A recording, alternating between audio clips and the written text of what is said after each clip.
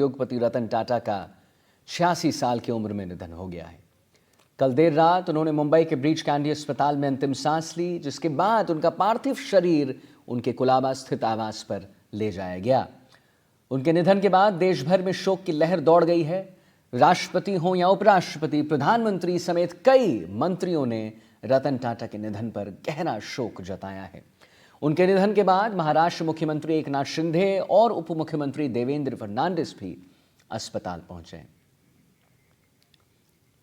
अंतिम यात्रा की तैयारियां की जा रही हैं। सीधे तस्वीर हम आपको दिखा रहे हैं, जहां पर आप देखेंगे तमाम बड़े नेता, तमाम बड़े दिग्गज वहां पर मौजूद हैं। रतन टाटा के व्यक्तित्व के बारे में जितना कहें उतना कम है। एकनाथ शिंदे ने ऐलान किया है कि रतन टाटा का अंतिम संस्कार राजकीय सम्मान के साथ किया जाएगा। साथ ही महाराष्ट्र और झारखंड में एक दिन के राजकीय शोक का भी ऐलान कर दिया गया है। अंतिम दर्शन के लिए दिवंगत रतन टाटा का पार्थिव शरीर आज सुबह 10 बजे से शाम 4 बजे तक साउथ मुंबई के national centre for performing arts के हॉल में, NCPA के हॉल में रखा जाएगा। यह आप देखिए तस्वीर, हम आपको अंतिम यात्रा की तस्वीर दिखा रहे हैं। बॉम्बे में हर कोई आ चुका है, बड़े बड़े लोग, उद्योगपति वहां पर पहुंच रहे हैं। अभिनेता हो या नेता हो, सब कोई अंतिम सलामी देने के लिए रतन टाटा को NCPA में पहुंचेंगे, जहां पर उनका पार्थिव शरीर रखा जाएगा 10 बजे से लेकर 4 बजे तक। National centre for performing arts NCPA के हॉल में इनका पार्थिव शरीर रखा जाएगा, जहां लोग उनके अंतिम दर्शन कर सकेंगे। हम आपको ये भी बताना चाहेंगे कि 2008 में रतन टाटा को भारत का दूसरा सर्वोच्च नागरिक सम्मान पद्म विभूषण मिला था। इससे पहले 2000 में उन्हें पद्म विभूषण भी मिल चुका है। 2000 में पद्म भूषण और 2008 में दूसरा सर्वोच्च नागरिक सम्मान यानी पद्म विभूषण मिला था। रतन टाटा के निधन पर टाटा सन्स के चेयरमैन N चंद्रशेखर ने कहा कि हम अत्यंत दुखी होकर रतन टाटा को विदाई दे रहे हैं। वे समूह के लिए टाटा के चेयरमैन से कई अधिक थे। मेरे लिए वो एक गुरु थे, एक मार्गदर्शक थे और एक मित्र थे। तो ये तस्वीर आप देख पा रहे हैं, बॉम्बे से लाइव तस्वीर हम आपको दिखा रहे हैं। और बॉम्बे से हमारे जो सहयोगी थे, जब उनसे भी बात चल रही थी तो वो भी एक ही बात कह रहे थे कि रतन टाटा तो एक दिग्गज उद्योगपति थे ही थे, लेकिन उनका जो व्यक्तित्व था, उनकी जो बातें थीं, जो मार्गदर्शन वो लोगों का करते थे, हर को नाम से जानना, इतने बड़े लेवल पे रहकर, ये एक बहुत बड़ी बात होती है। मुंबई से लाइव तस्वीर आपके समक्ष, जहां पर आप देख पा रहे होंगे कि कैसे उनको अंतिम विदाई दी जा रही है, अंतिम सलामी दी जा रही है 10 बजे से लेकर 4 बजे तक NCPA में, क्योंकि उनका घर साउथ बॉम्बे में ही है और NCPA भी जो है वो भी साउथ बॉम्बे में है, तो ज़्यादा देर नहीं लगेगा, ज़्यादा दूरी नहीं है। यहाँ से NCPA के हॉल में उनके पार्थिव शरीर को रखा जाएगा, जो कि 10 बजे से लेकर 4 बजे तक उस हॉल में रहेगा। और जितने भी लोग हैं, तमाम दिग्गज हैं, बड़े नेता हैं, अभिनेता हैं, क्रिकेटर्स हैं, इंडस्ट्रियलिस्ट हैं, वो वहाँ पर आएंगे और उनको अंतिम सलामी, उनसे एक आखिरी मुलाकात करके विदा लेंगे उनसे।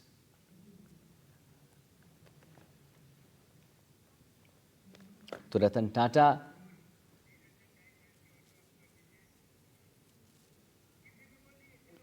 जाके उनके ऑफिस में मिली थी और मुझे वो सुधा ऐसे संबोधित करते थे, क्योंकि मैं सुधा कुलकर्णी ऐसे ज्वाइन हुआ और सुधा मूर्ति के नाम से बाहर आ गई। मुझे कभी भी सुधा बोलते थे। वो मुझे बताया कि आपको क्या चाहिए टाटा कंपनी से। हमने बताया, वो पूछा हमें आपको क्या चाहिए, हमने बताया मुझे जमशेद जी और JRD का तस्वीर चाहिए। वो तुरंत हमारे ऑफिस को भेज दिया है। अभी भी मेरे ऑफिस में वो दोनों तस्वीरें हैं। और मैं हुबली, एक छोटा शहर है, उधर से मैं आई थी। हमारे कॉलेज में, मैं एक कॉलेज में पढ़ती थी, BBB कॉलेज ऑफ इंजीनियरिंग। हमारे कॉलेज में सब लोग बोलते थे आपको टाटा को आप मिले, हम कभी मिलेंगे। मैं बोलती थी मैं कोशिश करूँगी। उनके पास जाके मैं एक बात बोल लिया, सर हमारे गांव में आपका दर्शन के लिए बहुत लोग इंतज़ार कर रहे हैं। हमारा गांव तो मुंबई नहीं है और ये तो आप बहुत बिजी हस्ती है, आपको टाइम नहीं मिलेगा, लेकिन लोग को आपका दर्शन के बहुत इंतज़ार है। तुरंत वो एग्री हुए और हुबली आ गए। हमारे कॉलेज में एक दिन सब छात्रों से बातचीत किया। मुझे आश्चर्य लगता है, इतने बिजी आदमी, एक आम आदमी लाइक मी वो देर एम्प्लॉय, हमने कोशिश किया और वो आ गए। उनका दिल बहुत बड़ा था और उनका रूप सुंदर था, उनका दिल भी उतना ही बहुत सुंदर था। तिरंगे में लपेटा हुआ है और अब यहाँ पर जो लोग और उनके चाहने वाले, खास तौर से टाटा ग्रुप के जो एम्प्लॉइज़ है वो यहाँ पर एक एक कर पहुँच रहे, तो वे अब यहाँ पर अंतिम दर्शन कर सकेंगे। जो जानकारी मिल रही है उसके मुताबिक मुकेश अंबानी भी यहाँ पर कुछ देर बाद दर्शन करने के लिए पहुँचेंगे। इसके अलावा 12:30-1 बजे का समय बताया जा रहा है जब देश के गृह मंत्री अमित शाह केंद्र सरकार की तरफ से रतन टाटा के अंतिम दर्शन के लिए यहाँ पर पहुँचेंगे। इसके अलावा केंद्रीय मंत्री नितिन गडकरी, पीयूष गोयल, महाराष्ट्र के मुख्यमंत्री एकनाथ शिंदे, देवेंद्र फडणवीस जैसे तमाम जो वीवीआईपीज़ है वे यहाँ पर दर्शन करने के लिए पहुँचेंगे। लेकिन सुबह से ही हम देख रहे हैं कि यहाँ पर जो टाटा ग्रुप में काम करने वाले अलग अलग कंपनियों के जो कर्मचारी है वे यहाँ पर पहुंचकर जो अपनी भावनाएं हैं वो यहाँ पर व्यक्त करते हुए दिख रहे हैं। और मुख्य तौर पर अगर देखें तो जिस तरह की टाटा ग्रुप की कंपनी रही है और उसमें एम्प्लॉइज से 1-to-1 कांटेक्ट रखने का जो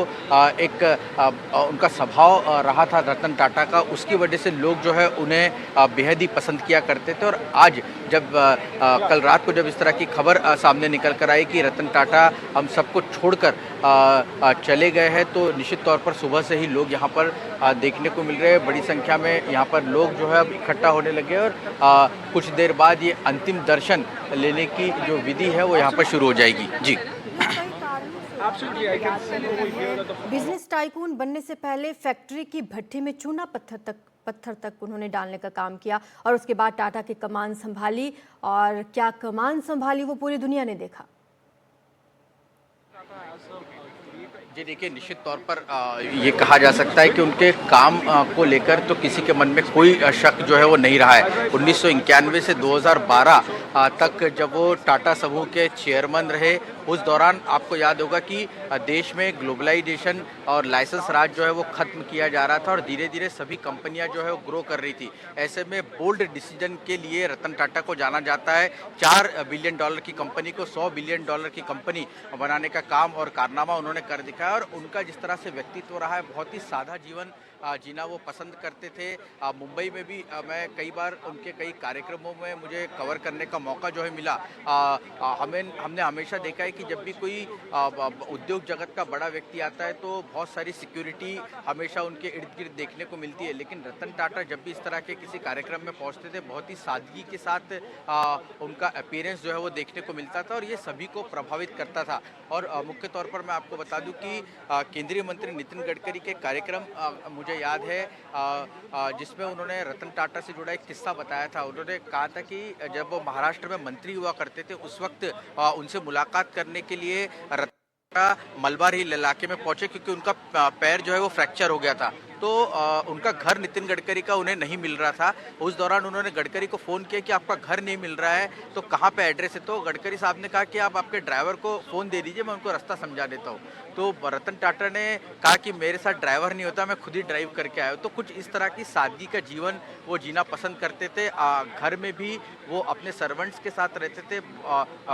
अधिकतर काम जो है वो खुद ही करना पसंद करते थे। इस तरह की जानकारी उनके करीबी जो है जानने वाले वो देते हुए दिखाई दे रहे हैं। जी, रौनक, एक किस्सा मैं भी पढ़ रही थी आज की, वो पुणे पहुंच गए थे अपने एम्प्लॉयज़ की, उनकी तबीयत ख़राब थी तो अस्पताल में भर्ती थे उनके एम्प्लॉयज़, उनकी तबीयत जानने के लिए पुणे पहुंचे थे।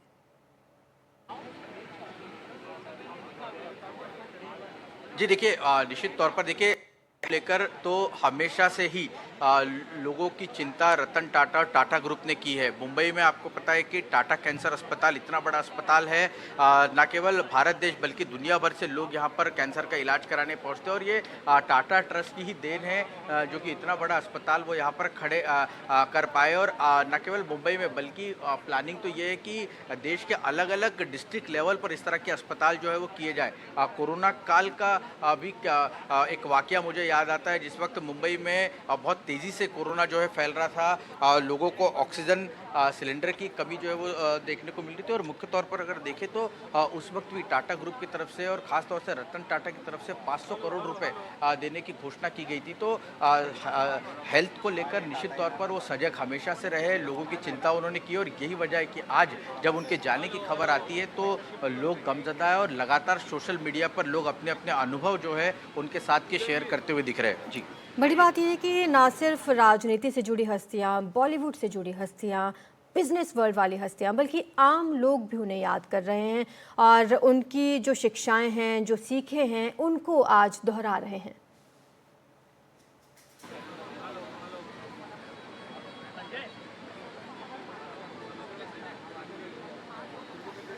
साथ ही उनकी कई सीखें ऐसी भी हैं जो आज लोग याद कर रहे हैं, जैसे जीवन के उतार चढ़ाव बहुत ज़रूरी हैं क्योंकि सीधी लाइन का मतलब है हम जीवित नहीं हैं। ये शब्द रतन टाटा के ही हैं। जयंत कृष्णा सीनियर फेलो हैं CSIS US, वो हमारे साथ जुड़ चुके हैं।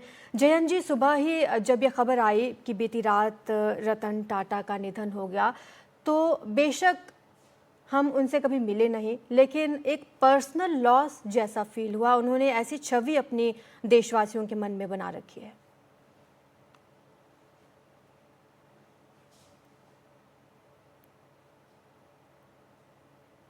जयंत जी, आप मुझे सुन पा रहे हैं?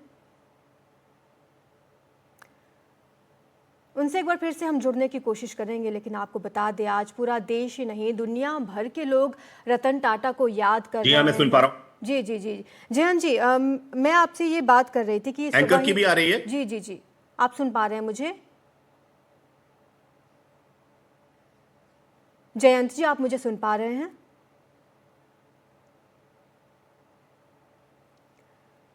कुछ टेक्निकल एरर की वजह से हम एक बार फिर से उनसे जुड़ने की कोशिश करेंगे। आपको बता दें कि रतन टाटा करोड़ों लोगों के लिए उम्मीद के प्रतीक थे। हमेशा वो हमारे दिलों में रहेंगे। टाटा ग्रुप को उन्होंने बुलंदियों तक पहुंचाया और इसके पीछे रतन टाटा का बड़ा योगदान रहा है।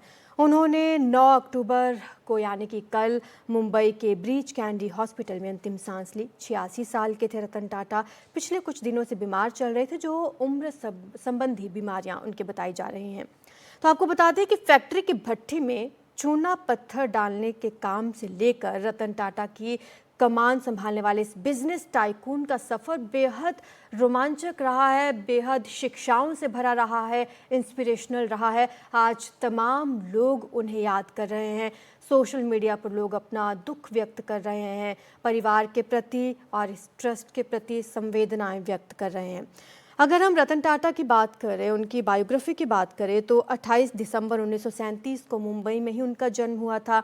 उनके पिता का नाम नवल टाटा था और माता का नाम सुनी टाटा था। टाटा समूह के फाउंडर जमशेद जी टाटा रतन टाटा मुझे कभी भी सुधा बोलते थे।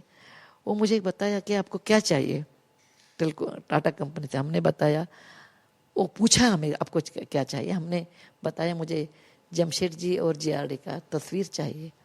वो तुरंत हमारे ऑफिस को भेज दिया है। अभी भी मेरे ऑफिस में वो दोनों तस्वीरें हैं। और मैं हुबली, एक छोटा शहर है, उधर से मैं आई थी। हमारे कॉलेज में, मैं एक कॉलेज में पढ़ती थी, BBB कॉलेज ऑफ इंजीनियरिंग। हमारे कॉलेज में सब लोग बोलते थे आपको टाटा को आप मिले, हम कभी मिलेंगे। मैं बोलती थी मैं कोशिश करूँगी।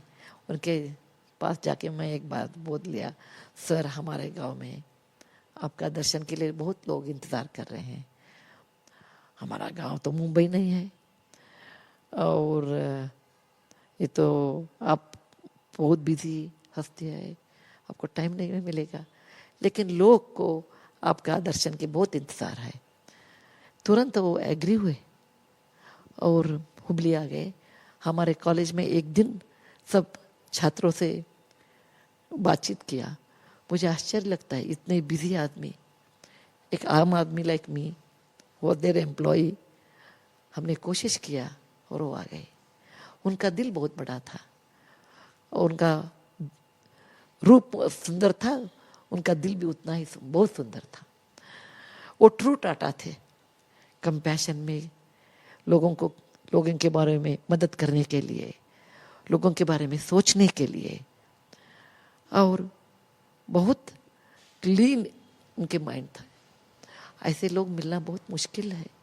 मेरे ये इतना सालों के प्रयाण में मैं उनको एक ही ऐसे व्यक्ति को देखा है। उनका बुद्धि और जीभ और हृदय ऑल तीन एक ही था। क्या सोचते हैं, क्या बोलते हैं, क्या हृदय में है, वो सब हाथ में है। एक पर्शियन वर्ड है और बॉम्बे हाउस में लिखा है, good thinking, good tongue, good heart and good hands. उसके बारे में ऑल चार एक ही लाइन में थे। क्या सोचते थे वो करते थे, क्या बोलते थे वो करते थे, क्या हृदय में था वही करते थे। वो चारों अलग नहीं था। ऐसे लोग आजकल मिलना बहुत मुश्किल है। उनके निधन से बहुत अपार नष्ट हमारा देश को, इंडस्ट्री को और वैयक्तिक मेरे लिए भी हुआ है। मैं भगवान से यही प्रार्थना करती हूँ उनके आत्मा को शांति दे। वो जरूर स्वर्ग में है, उधर वो सबको हमको आशीर्वाद दे, उधर से मैं बोलती हूँ। धन्यवाद। भारत के उद्योग जगत के लिए एक बहुत बहुत अपूर्णीय क्षति है, ऐसा मेरा मानना है। जी हाँ जी, हालांकि वो खुद ही प्रेरणा का इतना स्रोत, इतने इंस्पिरेशनल वो रहे हैं, लेकिन आपकी कोई ख़ास याद जिससे आपको लगता है कि जो सीख आपने ली वो आप हम लोगों के साथ शेयर करना चाहें? जी, वो एक इतने पेट लवर इतने ज्यादा थे। जब मुझे याद है मैं पहली बार बॉम्बे हाउस गया, जो टाटा ग्रुप का हेडक्वार्टर्स हैं, तो मुझे ताजुब हुआ कि रिसेप्शन के इर्द गिर्द बहुत से स्ट्रीट डॉग्स इधर उधर लॉइटर कर रहे हैं। मुझे लगा कि ये तो बहुत ही पॉश और सोफिस्टिकेटेड और ऑपुलेंट ऑफिस होना चाहिए। और वहां पर तब तक मुझे मालूम नहीं था। और थोड़ी देर में मैं वहीं पे आपस में जो मीटिंग्स थी मेरी वहां पर बाकी टाटा ग्रुप के सीनियर से, वो मीटिंग्स के बाद मैं इधर से उधर कहीं जा रहा था और मैंने सडनली देखा कि रतन टाटा साहब आए और लिफ्ट पे चढ़ने से पहले वो स्ट्रीट डॉग्स को उन्होंने बहुत प्यार किया, उनको हाथ से सहलाया। और मुझे लगा कि ये क्या ह्यूमिलिटी है। और जानवरों को भी वो उसी एम्पैथी से देखते हैं जिस तरह से वो ह्यूमन बींग्स को देखते हैं। और मुझे जानवरों का लगता है कि जी पूरी जिंदगी में कई लोग आपकी सेंसिबिलिटीज को शेप करते हैं। मुझे लगता है कि रतन टाटा का जो व्यक्तित्व था वो उसने काफी तरह से मुझे मेरी सेंसिबिलिटीज को शेप किया। ये एक बहुत बड़ी बात है। आज के दौरान ऐसे आइकॉनिक लीडर्स को वर्चुअली आप ढूंढते रहिए और शायद ही कहीं आपको दिखाई दें। बिल्कुल, शायद ही कहीं दिखाई दें। जानवरों का आपने जिक्र किया, अभी कल रात को उन्होंने आखिरी सांस ली, लेकिन इससे पहले जाते जाते वो एनिमल्स के लिए एक वर्ल्ड क्लास हॉस्पिटल बनाने की तैयारी में थे। वहाँ पर तमाम फैसिलिटीज़ स्ट्रीट डॉग्स के लिए, तमाम एनिमल्स के लिए वो चाहते थे। बिल्कुल बिल्कुल, उनका ये ड्रीम प्रोजेक्ट था कि कैसा हॉस्पिटल बने जिसमें जिस तरह से ह्यूमन बींग्स के लिए जिस तरह से इलाज होता है एक अच्छे कॉर्पोरेट हॉस्पिटल्स में, वही माहौल रहे जानवरों के लिए भी। और मुझे लगता है उनका वो सपना पूरा होगा। कई चीजें हैं आप उनके देखिए, जब वो एक्टिव रूप से टाटा समूह से स्टेप डाउन करे, जब उनकी 75 ईयर्स की एज हो गई, उन्होंने अपनी पर्सनल वेल्थ को कितने फिलैंथ्रोपी के लिए तो हमेशा ही जाना जाता है टाटा ग्रुप, जनरोसिटी के लिए हमेशा जाना जाता है। हर चीज में वो यही कहते थे कि कंट्री फर्स्ट। और उन्हें बहुत से जो टेक्नोलॉजी के ऐसे स्टार्टअप्स थे जिसमें उन्हें प्रॉमिस लगा कि देश के लिए के हित में है इसमें और रिसर्च होना, वो उन्होंने अपनी पर्सनल वेल्थ का एक पार्ट उसमें लगाया और उसमें इन्वेस्ट किया, not as a investor but as to promote that sector. तो ये बहुत बड़ी बात है जो उन्होंने किया। और वरना ग्रुप के पास कोई रिसोर्सेज की कमी नहीं थी, लेकिन अपनी पर्सनल वेल्थ को इस तरह से शेयर किया। और वो जिस तरह से बंबई में जहां रहते थे, बिल्कुल एक वर्चुअली एक कॉमन मैन की तरह से, ये एक बहुत ही काबिले तारीफ बात है। आज की बिजनेस वर्ल्ड में जितना पॉम्प एंड शो मिलता है, मैं आपको बताऊं, मैं एक बार बंबई में, ये बहुत पुरानी बात हो गई, कुछ ही साल बाद जब उन्होंने टाटा समूह के चेयरमैनशिप, मेरे ख्याल से 1991 की जो बात है, उसी के बाद कुछ ही महीनों या 1-2 साल के बाद की बात है, मैं किसी फंक्शन में गया जो एक बिजनेस वर्ल्ड का एक बहुत बड़ा फंक्शन था। बाद में तो वो इस तरह के बिजनेस शोज में, अवार्ड फंक्शंस में जाते ही नहीं थे, लेकिन मेरे ख्याल से वो शुरुआत के साल थे, वो उसमें गए। और उसमें who's who of Indian industry था। आप चाहे अंबानीज को देख लीजिए, किसी भी ग्रुप को देख लीजिए, एवरीबडी, तो लोग जो उसमें ऑडियंस में बैठे थे, मैं भी उसमें था, और वो सबको देखते थे, अच्छा, और नोट करते थे कि अच्छा ये इंडस्ट्रियलिस्ट आ रहा है, ये आ रहा है। आप यकीन नहीं मानेंगे, जैसे ही और सब लोग 2 4 8 10 लोगों के साथ उसमें एंटर होते थे, गार्ड्स के साथ में, और उनके जो बिजनेस हाउसेस के जो बाकी सीनियर्स उनके साथ आते थे। रतन टाटा साहब अकेले आए उस कमरे, उस हॉल में, उस होटल में, और लोग इज्जत देने के लिए वो सब खड़े हो गए। जो लोग ऑडियंस बैठी हुई थी, वो उन्होंने वो उनकी तो ये जो डिफरेंस था, जो जिस तरह से पूरा कॉर्पोरेट जगत और पूरा बिजनेस वर्ल्ड उनको एक बहुत ही इज्जत और बहुत ही सम्मान के साथ देखता था। वो उस फंक्शन की जो मैं आपको याद दिला रहा हूँ, ये काफी पुरानी बात हो गई है, 20 साल से ऊपर की। वो बिल्कुल उनको बिल्कुल कोई मसीहा आ गया, ऐसा माहौल था उसमें, और जबकि उसमें who's who of Indian business उस हॉल में प्रेजेंट था। तो ऐसी बहुत सी यादें हैं, मैं आपको क्या बताऊं। क्योंकि वो बहुत बड़े दानवीर भी रहे हैं जयंत जी, क्योंकि अगर हम दानवीरों की लिस्ट में देखें तो सबसे ऊपर, और अगर अमीरों की लिस्ट में देखें तो नीचे। बिल्कुल बिल्कुल। देखिए, टाटा समूह का जो जमशेदजी टाटा ने वो शुरू की थी मुहिम, जो वो कहते थे कि बिजनेस में जो कम्युनिटी है, वो कम्युनिटी कोई one of the stakeholders नहीं है। वो कम्युनिटी बिजनेस के एग्जिस्ट करने का रीजन है। जो बिजनेस है वो एग्जिस्ट करता है कम्युनिटी के लिए। ये टाटा ग्रुप की जो वैल्यूज थी, वो उस पर वो पूरी तरह से खरे उतरे, और उन्होंने जैसे जेआरडी टाटा कहा करते थे प्रॉफिट्स के बारे में, वो बोलते थे what comes from the people must go back to the people many times over. और वही सच्चाई रतन टाटा ने, वही निष्ठा से जनरोसिटी और फिलैंथ्रोपी का ऐसा एग्जाम्पल मुझे इंडिया में तो कोई भी नहीं लगता जिसने इतना ज्यादा किया हो। और ये एक और बहुत कभी उसको जो उनकी फिलैंथ्रोपी के मेजर्स थे, आप ये मिस्टर रतन टाटा से ही नहीं कोई नहीं देख सकते, बट समूह का अगर आप देखें, Indian institute of science, Tata institute of social sciences, NCPA जहां पर उनकी बॉडी रखी गई है, इस तरह के कितने बड़े बड़े चीजें थी। एटॉमिक एनर्जी में अगर आप देखिए तो वो क्रैडल जो शुरुआत में जो शुरुआत हुई, उसमें टाटा ग्रुप ने कितना योगदान दिया। तो आई थिंक ये बहुत से ऐसे जो नेशन बिल्डिंग की चीज हैं। मुझे याद है एक बार उन्होंने मुझसे कहा कि नेशन फर्स्ट, मैंने पूछा, जब मैं गवर्नमेंट ऑफ इंडिया मैंने ज्वाइन किया टाटा समूह छोड़ के, तो उन्होंने मैंने उनसे ऐसे पूछा, sir I need your blessings. तो उन्होंने कहा कि remember one thing, nation comes first and it is above anything else. तो ये मैं बहुत सी ऐसी यादें मेरे जहन में आती हैं रतन टाटा जी के लिए। वो बहुत बड़े राष्ट्रवादी थे जयंत जी। वो तो झलकियाँ उनके जो बिजनेस का, उनके सोचने का जो दायरा था, उससे समझ में आती हैं। आपने जैसे आम लोगों का भी जिक्र किया, हम सुबह से एक किस्सा शेयर कर रहे हैं नैनो कार को लेकर, कि उन्होंने मुंबई में कैसे एक परिवार को भीगते हुए देखा। दोपहिया वाहन पर वो लोग जा रहे थे, उन्होंने डिसाइड किया, इंजीनियर्स की टीम बुलाई और कहा कि एक गाड़ी चाहिए, सस्ती चाहिए, छोटी चाहिए, लेकिन आम लोग उसको अफोर्ड कर सकें, ऐसी गाड़ी चाहिए। बिल्कुल बिल्कुल। नैनो उनका एक ड्रीम प्रोजेक्ट था। उन्होंने अपना personal time, personal energy, personal resources उसमें खपा के उसमें काफ़ी काम किया, और शुरू में कार काफ़ी सक्सेसफुल भी रही। और वो जो एक कॉमन मैन का ड्रीम था, जो एक 2 व्हीलर के बाद एक 4 व्हीलर में ग्रेजुएट नहीं कर पाता था, वो 1 लाख रुपए की, जिसको लखटकिया कार का भी नाम दिया जाता है, वो उसको साकार कराया वो सपना। और वाकई में जब वो नैनो इंट्रोड्यूस हुई थी, उस समय वो 1 लाख रुपए की ही थी, जो उसका नॉन एयर कंडीशन मॉडल था। और ये बात दूसरी है कि बाद में वो कार उतना अच्छा नहीं कर पाई और उतना अच्छा नहीं चल पाई, और ग्रुप ने उसकी प्रोडक्शन को डाउनसाइज किया।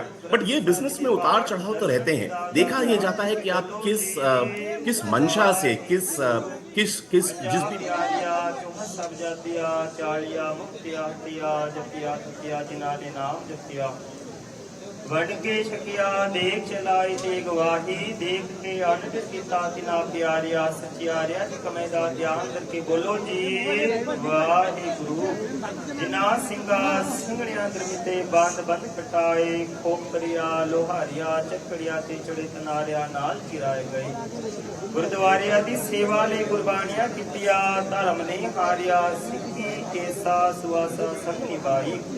तिना दे पवित्र कमल का ध्यान करके बोलो जी वाहे गुरु पंजा तख्ता सुबह गुरुद्वारा का ध्यान करके बोलो जी वाहे गुरु। वो जो उनकी खासियत थी वो बहुत यूनिक थी। एक चीज़ है कि वो एक सफल बिजनेसमैन थे, ये सभी लोग जानते हैं, उनकी फिलॉन्थ्रफी के बारे में भी बहुत किस्से मशहूर है, लेकिन एक ह्यूमन बीइंग के तौर पे कैसे थे वो, एक पर्सनल टच जो उनका लोगों के प्रति होता था, अपना स्टाफ, अपने दोस्त या अपने जानने वालों के प्रति। मैं आपको एक बात बोलूं, अगर वो कहीं बाहर जाते तो ये नहीं कोई स्टाफ अलग टेबल पे खा रहा है और कोई और अलग टेबल पे खा रहे हैं, सब एक साथ खाते थे, सब एक साथ रहते थे, सब एक साथ प्यार से रहते थे और सबकी देखभाल जो उनने, देखिए मैं आपको एक बात बोलूं, अगर इंसान एनिमल्स अपने कुत्तों की हिफाजत कर सकता है प्यार से, और मैं आपको बोलूं जब बॉम्बे हाउस रेनोवेट हुआ और चंद्रशेखरन जी चेयरमैन थे और अभी भी हैं, जब बॉम्बे हाउस रेनोवेट हुआ रतन टाटा ने इंसिस्ट किया कि एक एरिया सिर्फ कुत्तों के लिए होगा। ताज में भी आप जाइए, आज ताज बॉम्बे में जाइए, अगर कोई इंडी या रेस्क्यू डॉग है उसको अंदर जाने की पूरी परमिशन है। ये इंसानियत है। इंसानियत ये नहीं कि आप सिर्फ अपने लोगों में अच्छे रहें, पर इंसानियत ये होती है कि जब तबके का सबसे जो वीक आदमी है उसके साथ आपका जो व्यवहार है वो इंसानियत है। सर बिजनेसमैन तो बहुत सक्सेसफुल थे, उन्होंने मनी फोल्ड बढ़ाया जो पूरा रेवेन्यू था अपने ग्रुप का, लेकिन इंसान के तौर पे बहुत सफल है। आपने बताया हमेशा उन्होंने बिजनेस के ऊपर देश को तरजीह दी, अगर बिजनेस में फायदा हो रहा है और देश के नुकसान में तो उसको छोड़ देते। मैं आपको एक बात बोलूं मैंने ये लिखा भी हुआ है, 2008 में मैंने लिखा था। मैं नरेंद्र मोदी जी के घर था गांधीनगर में, तो उनने मुझे पूछा कल कहाँ जा रहे हो, तो मैंने कहा बम्बई। तो उन्होंने कहा जब रतन टाटा को अगर मिलोगे तो मिस्टर टाटा को बोलना कि नैनो यहाँ ले आए। तो मैंने ये मैसेज कम्युनिकेट की। उसके बाद, और ये नरेंद्र मोदी की भी you have to give him credit, उसके बाद पूरा वो जो सनद एरिया था वो ऑटो हब बन गया। पर क्यों मिस्टर टाटा ने नैनो क्यों शुरू की? नैनो इसलिए शुरू की क्योंकि एक दिन जब वो ड्राइव कर रहे थे उन्होंने देखा कि एक परिवार एक स्कूटर पे भीग रहा है, तो उन्होंने कहा हम लोग 1 लाख की गाड़ी क्यों नहीं बना सकते, और वही हुआ। पर मैं अब ये बोलना नहीं चाहता, कंपटीशन ने एक बहुत ही भयानक रोल प्ले किया था, उसके बारे में ये अभी समय नहीं है बोलने का। एयर इंडिया जब वापस आया 2022 में, उनके मन में जो खुशी थी, क्योंकि आप याद रखिए उन्होंने जितना एयरलाइंस में इन्वेस्ट किया है और एयरलाइंस को वो इतनी अच्छी तरह जानते और कोई नहीं जानता। उन्होंने चेयरमैनशिप से